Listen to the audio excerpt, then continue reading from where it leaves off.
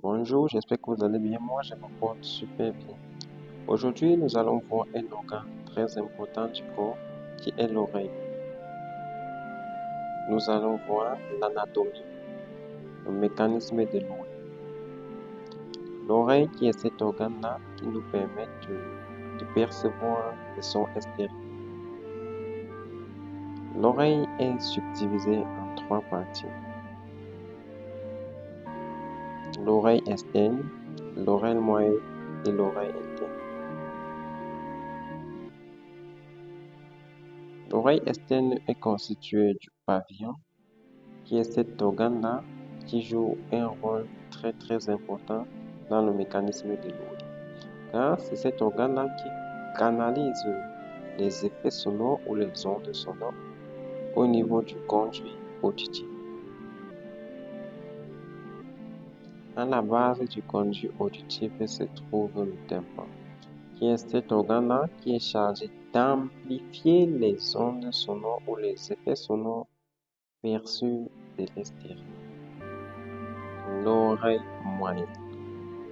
Allons voir ce qui se trouve au niveau de l'oreille. Comme vous pouvez bien le constater, au niveau de l'oreille moyenne, on retrouve le tympan, qui est cet organe-là qui est chargé d'amplifier les effets sonores, qui est engendré à une chaîne d'os constituée du marteau, qui est directement relié au niveau du tympan. Et l'os qui est engendré sur le marteau est l'anquium, suivi de l'étrier. L'étrier qui est relié à la fenêtre de la cochlée. Voilà les différentes structures qu'on retrouve au niveau de l'oreille moyenne. L'oreille interne contient la cochlée. Oui, l'oreille interne contient la cochlée où il y a la traduction des ondes sonores en signaux nerveux et le complexe vestibulaire qui contient des récepteurs et de l'équilibre et de la posture.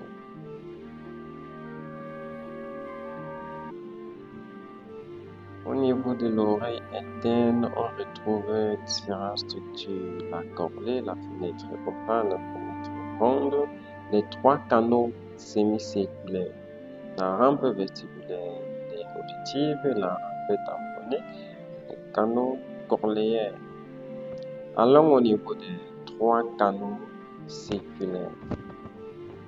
Ces canaux sémicirculaires ont pour rôle de détecter les mouvements de la tête dans les trois plans de l'espace. Le canal antérieur que voici détecte les mouvements de la tête vers l'avant, vers l'arrière, tandis que le canal postérieur que voici détecte les mouvements de la tête du haut vers le bas, et le canal latéral que voici détecte les mouvements de la tête de la gauche vers la droite. Ok, maintenant faisons un petit voyage à l'intérieur de la cochlée pour voir ce qui se passe au niveau de la conversion des ondes sonores en flux nerveux.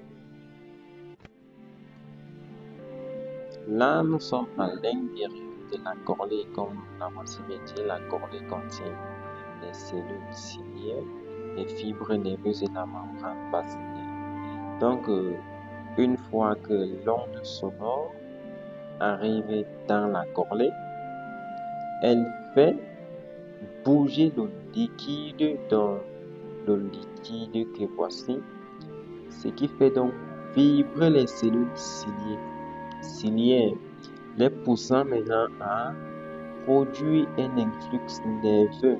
Comme vous pouvez bien le voir, un influx nerveux qui va maintenant à travers une fibre nerveuse qui est le nerf auditif, remonter jusqu'au niveau du cerveau où il y aura interprétation.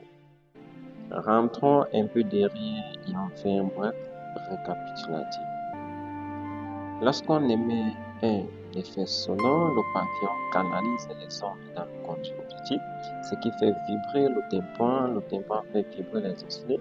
L'onde pénètre ensuite dans la gorge où il y a transition de cette onde sonore en impulse nerveux et qui maintenant emprunte le nerf auditif pour parvenir au niveau du cerveau. Interprétation. J'espère que cette vidéo vous a plu et merci de l'avoir regardée jusqu'à la fin.